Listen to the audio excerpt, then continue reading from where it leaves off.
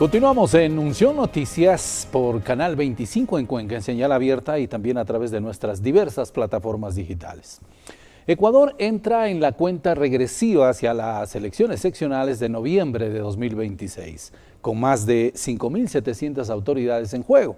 En medio de este escenario, la política parece moverse en una constante comunicación de crisis también.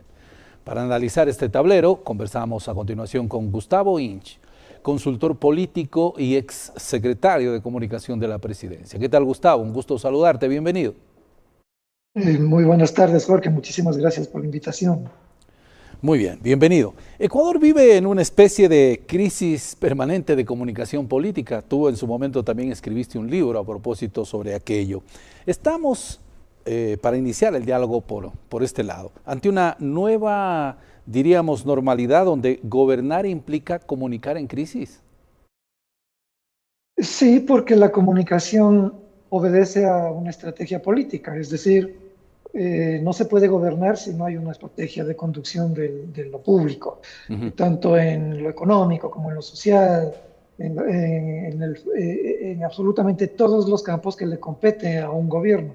Claro. Y esa estrategia de gestión tiene que reflejarse comunicacionalmente. Ahora, cuando la gestión falla o cuando la gestión genera polémicas, falta de transparencia, inseguridad, falta de inversión pública o privada, transparentes, y una serie de circunstancias como las que ya son el pan de cada día en el Ecuador, la investigación de opinión pública que se hace genera data que es muy clara y precisa cuando señala que el país está atravesando primero por una gestión política cuya estrategia no tiene coincidencia con la comunicación que se trata de ejercer. Porque por un lado la realidad le está diciendo a los ecuatorianos no se resuelve el problema de salud pública desde hace más de 2 años, no se resuelve el problema económico, seguimos acrecentando una deuda con organismos multilaterales, no se mejora la economía de la estructura con la que cuenta el Ecuador para sus sectores productivos.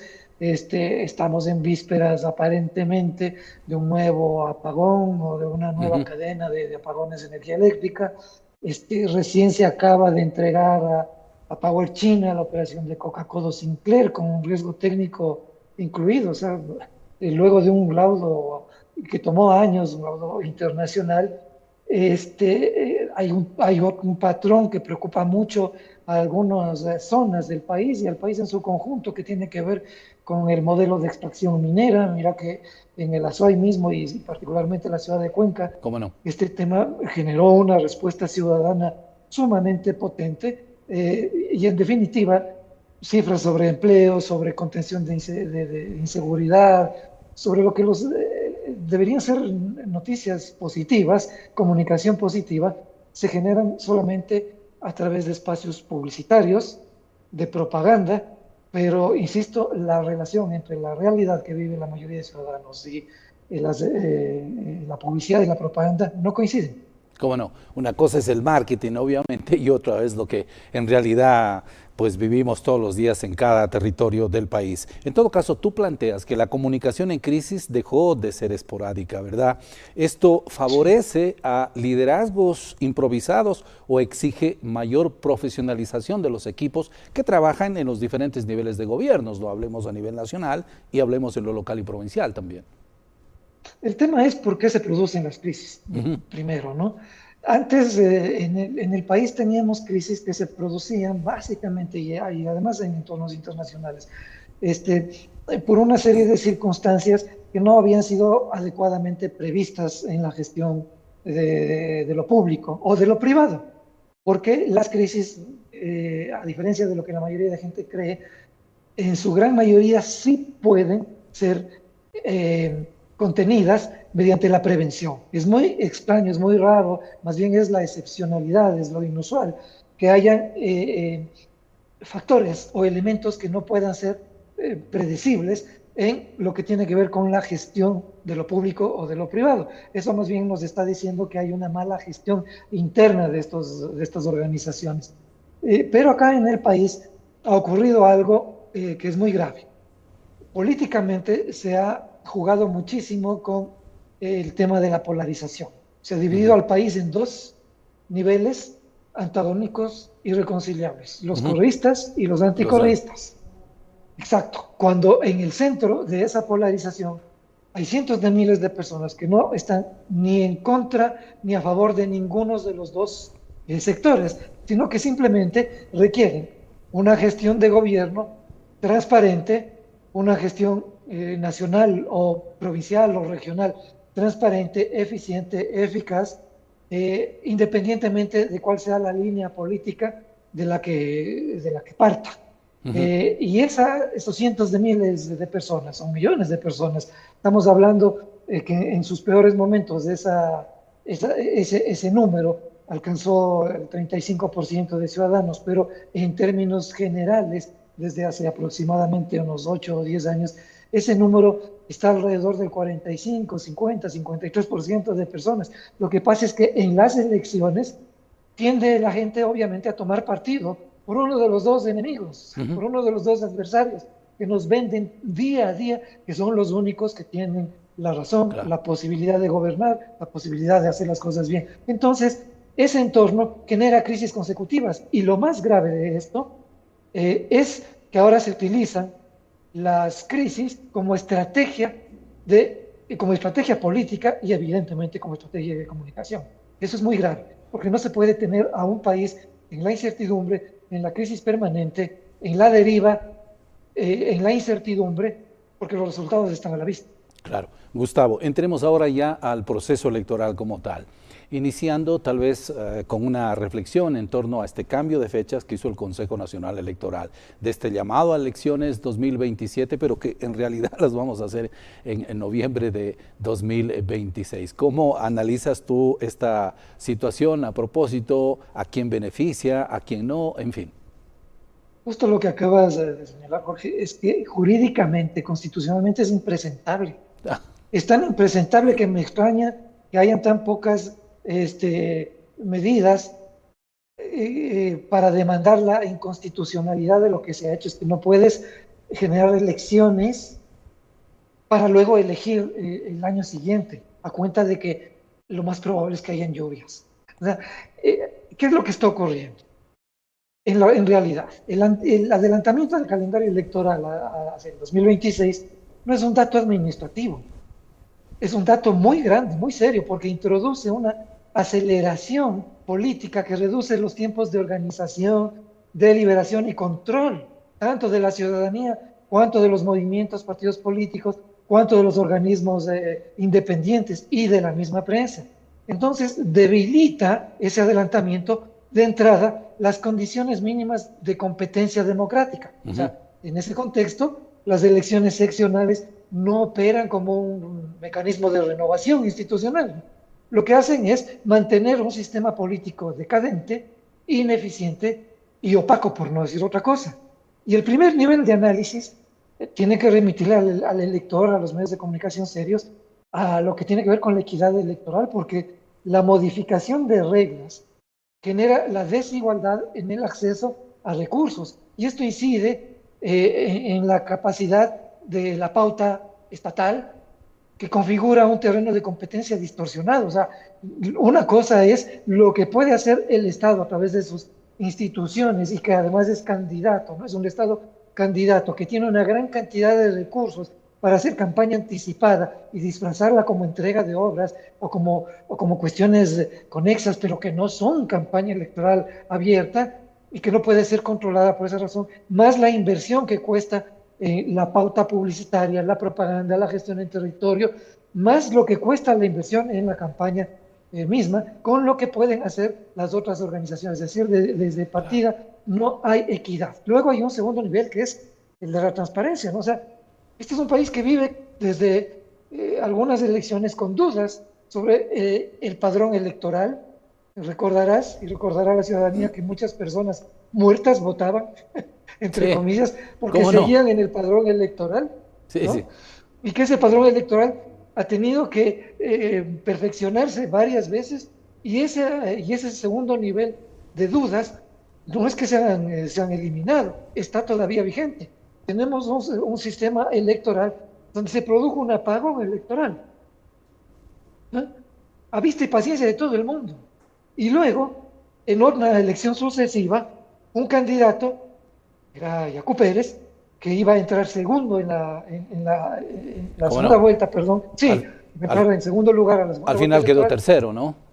Sí, pues al final de la noche a la mañana, amanece con cifras que nos dicen, se ha consolidado el conteo y ya no entra este señor, entra otro candidato que termina ganando la presidencia, ¿no? Entonces, esos sistemas de conteo y la ausencia de auditorías independientes fuertes erosionan la confianza del proceso. Y en ¿Cómo no? paralelo, o sea, se produce una degradación del ecosistema deliberativo, la inexistencia de debates sustantivos a nivel presidencial, a nivel seccional, la debilidad de los procesos internos de selección de candidaturas, ¿no? O sea, esto de las primarias es una farsa, digámoslo como son, no Ujú. funciona como debería funcionar.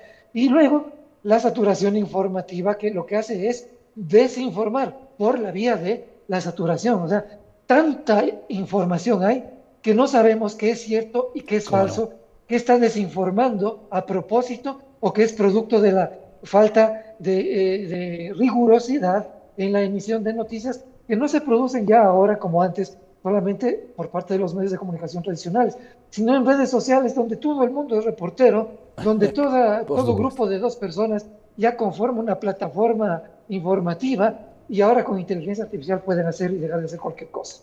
Así es, Gustavo. Y tienes un mar ahí de información que, claro, pues lo ponen al ciudadano común y corriente a verificar, a contrastar y a hacer un seguimiento, a ver qué Y es no cierto y puede qué no. hacerlo. Pero por supuesto, imagínate, es bastante difícil. Pero en Así todo es. caso, ¿crees tú que los que aspiran a la reelección, a los diferentes cargos, tendrían de alguna manera ventaja, tal como está este momento la situación de las elecciones, obviamente al mover los tiempos, al bajarlos?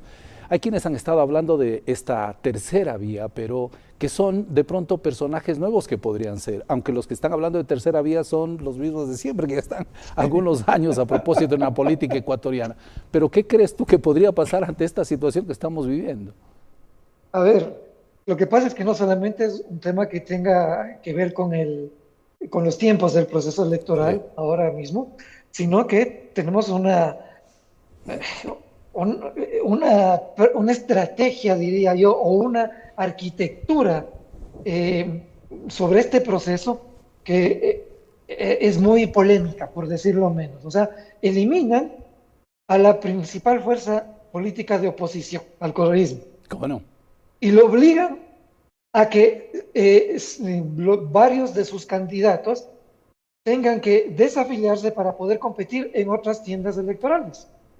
Y eso genera un nivel de distorsión enorme, porque lo que tienes es básicamente una sola organización política, que es el Estado candidato, ¿sí? Que tiene ¿Cómo no? toda la cancha tizada, como se dice, a su Claro, favor. Luego, que aspira a captar obviamente las principales dignidades de las principales ciudades y provincias, porque al momento no las tiene, ¿no? Pero claro, así es. aspira, ¿no?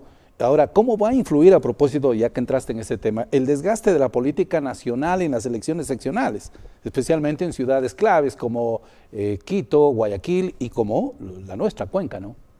De muchas maneras, porque si es que contamos los ecuatorianos con un sistema de conteo transparente, lo que va a ocurrir Ya. seguramente será un revés para el oficialismo. ¿Tú crees en el ¿Por CNE a qué razón? propósito? ¿Tú crees en el CNE? ¿Este momento tal como van las No, cosas? no, yo personalmente no. Ya. Desde hace algún tiempo, personalmente, no. Eh, a ver, el presidente actualmente tiene alrededor del 32-35% de aceptación de su Ujú. mandato. En redes sociales se ve otra cosa, porque hay una enorme inversión publicitaria Por supuesto. en redes sociales y se está haciendo gestión en territorio y en propaganda, que decía yo al inicio, con un organismo electoral, con un contencioso electoral, con un organismo capaz de transparentar campañas anticipadas. Esto no podría seguir ocurriendo porque viene ocurriendo desde hace Claro. muchísimo tiempo, no solamente hace 2 o 3 años, sino esto es común en este país, ¿no? Aunque, Luego, Gustavo, tal vez habría que poner ese toquecito particular de estas seccionales que implica que obviamente son caudillos en los respectivos territorios, ¿no es cierto? Un ajá, cantón grande, cantón pequeño o provincia igual, en fin, y que podrían participar por A, B, Z, movimiento o partido político. Pero sí, seguramente estarán pensando, porque pues de parte del Ejecutivo, en este caso hablemos con propiedad de ADN, que es el partido del presidente de la República, aún no dice nombres, están barajando algunos y soltando así en diferentes territorios, pero todavía no están consolidados, a ver qué es lo que sucede. En todo a caso, ver, pero podría pasarle factura la situación del gobierno. puede ser, porque mucha gente, por ejemplo, en Guayaquil, ha visto, y yo creo que en todo el país, ha visto asombrada, abrumada, el trato que le han dado al alcalde de Guayaquil, A Aquiles, involucrándolo en Aquiles Álvarez, que era un candidato muy fuerte a la reelección. claro, con la ¿Sí? posibilidad de que la madre del propio presidente sea candidata a la alcaldía de Guayaquil, ¿no? Que es lo que se estaba Además, hablando, ¿no? ¿Ah? además, y renuncia otra A la candidata prefecta. muy fuerte, la prefecta Aguiñar, Ujú. en medio de una sensación de que las cosas que están ocurriendo no están yendo por la vía por la que deberían ir. Y luego tenemos esta situación de una economía que no funciona, de una inseguridad que no es controlada, de un problema que se genera con Colombia y que agrede no a los colombianos, no solamente, agrede a nuestros comerciantes, agrede a nuestros consumidores, agrede a las pequeñas industrias ecuatorianas, ¿sí? Agrede a quienes estaban establecidos en Colombia con estos emprendimientos y a las industrias o comerciantes colombianos que estaban establecidos acá. Y ese es algo que es un mal chiste que no se cuenta solo, porque ahí hay millones de dólares en juego. Y entonces no es un tema que se está manejando de una manera políticamente correcta cuando se dice, lo estamos haciendo, estamos subiendo los aranceles al 100% al vecino país porque no cumple su tarea de contención en la frontera que le corresponde con nosotros. Pero esta es una demanda que el Ecuador mantiene desde hace 30 años sobre Colombia. Pero es que la situación de Colombia es radicalmente distinta a la situación que está recién viviendo el Ecuador. Colombia está desde los años 80 metido en este tema. Y no es que le estoy disculpando a Colombia, simplemente estoy diciendo que no se puede decir una cosa como pretexto cuando lo que claramente ocurre de este lado de la frontera es un fracaso absoluto del famoso Plan Fénix y de la estrategia, si es que ha habido alguna, de contener el crimen organizado y la inseguridad y tener esto y manejarlo como bandera. Entonces, todas estas circunstancias, el tema del desempleo, del subempleo que se generan en procesos electorales, empleos temporales, por ejemplo, con los jóvenes, 3 meses con el básico, pero se declaran secretos por decreto oficial, secretos los detalles de estos contratos. O sea, ¿qué es lo que están escondiendo? Ujú. Si es que cuando un gobernante genera, así sea 3 meses, un buen plan de trabajo a gente, a jóvenes que están desempleados, lo pone como una buena noticia, pues no genera un candado constitucional para declarar secretos los ¿Cómo no? detalles de esa propuesta, de ese tema que se ejerce en medio de un entorno preelectoral o ¿Cómo electoral, no? ¿no? Amén de Entonces, lo, ahí vamos a tener resultados sobre las elecciones y esto tiene todavía tela para cortar. ¿Cómo no? Amén de lo último que estabas acotando, lo que hizo la Contraloría a propósito con su anuncio en las últimas horas, ¿no? De para qué es lo que tenemos que hacer para ingresar a la página web para encontrar información de algunos personajes, sobre todo de servidores públicos. Pero, en fin, Claro, y eso pasó además, si me permites, luego de un apagón del sistema. o sea, en todo caso, retomando el tema de las elecciones, aumentó a 222 alcaldías ahora, ¿no? ¿Esto podemos interpretar que abre oportunidades para nuevos liderazgos o fragmenta aún más el escenario político? En un mundo ideal así debería ser, en un Ecuador ideal, con una democracia robusta, con organizaciones políticas Fuertes, ¿no? maduras, Ujú. responsables con la ciudadanía, con organismos electorales transparentes. Eso debería ser. Pero lamentablemente estamos en medio de un escenario que es todo lo contrario. Entonces, esas posibilidades de generar una tercera vía o de nuevos liderazgos, de nuevas posibilidades de interacción entre movimientos sociales, movimientos políticos, partidos políticos y ciudadanos que en estos procesos se transforman en electores que tienen la obligación de tomar una decisión sumamente trascendental cada cierto tiempo para el destino de todos los ecuatorianos, pues es un escenario que no es claro, es un escenario que tiene una arquitectura absolutamente cuestionable, frágil, y que conspira contra estas nuevas posibilidades. Si uno mira lo que va a ocurrir, cómo se están configurando las fuerzas para el proceso electoral actual, están obligándole al ciudadano a que vote igual que siempre, o por conocidos o por tendencias, ¿no es cierto? ¿Qué va a hacer lo más fuerte ahora con los 222 municipios? Primero, vale vas a tener vale recordar que solamente serán 14 días de campaña a propósito oficial, ¿no? Oficial. Además, y entonces ni el ciudadano puede informarse adecuadamente, ni los partidos pueden cumplir con sus tareas adecuadamente, y los movimientos tampoco. Y quizás en medio de todo ello, algunos de estos nuevos liderazgos o de estas posibles terceras vías, por ahí, la reforma al COTAD o alguien en territorio esté diciéndoles, ojo, que les podemos sancionar si es que incumplen las reformas al COTAD. Ojo, que si tienen candidatos de una tendencia que por aquí no es del afecto de quienes toman cierto tipo de decisiones en medio de estos temas, podría venir por ahí alguna impugnación de última hora y tendrán nomás cuidado. Es decir, este tipo de circunstancias no generan confiabilidad en todo lo que está ocurriendo y no generan confiabilidad en los nuevos candidatos y en estas organizaciones. Y a nivel seccional van a tener una campaña hiperagresiva. ¿Por qué razón? Primero porque tienes que votar, la ciudadanía está obligada a votar por gente más o menos conocida y por partidos y organizaciones más o menos conocidas, ¿no? Y luego van y se están conformando bloques en este momento del centro hacia la centro derecha o hacia la centro izquierda.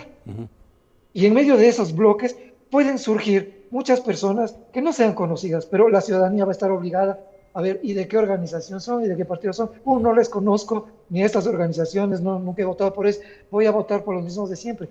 Pero sin saber quiénes están, por ejemplo, del correísmo, quiénes están en esas organizaciones, si han podido llegar a algún acuerdo para ser candidatos. O votar por desconocidos, o no desconocidos, sino solamente gente popular que no está bien capacitada administrativamente para ejercer el cargo por el oficialismo. Que un poco a veces es lo contradictorio, ¿no? Pides personajes nuevos, pero cuando ya es el momento de votar dices, no los conozco. Gracias, Gustavo, por acceder al diálogo, muy amable. Muchas gracias por la invitación. Muy amable. Y ya tendremos otro momento para seguir dialogando. Siempre falta tiempo. Gracias a ti. Las elecciones seccionales no solo definirán autoridades locales, sino también marcarán el pulso político del país, en un momento donde la comunicación se ha convertido en un campo de batalla constante. Queda claro que en este nuevo escenario no basta con tener propuestas, hay que saber comunicar, conectar y sobre todo resistir en medio de una crisis que parece no dar tregua. Agradecemos una vez más a Gustavo Inch por su análisis y a ustedes por acompañarnos. Seguiremos atentos a cómo evoluciona este tablero político rumbo a noviembre.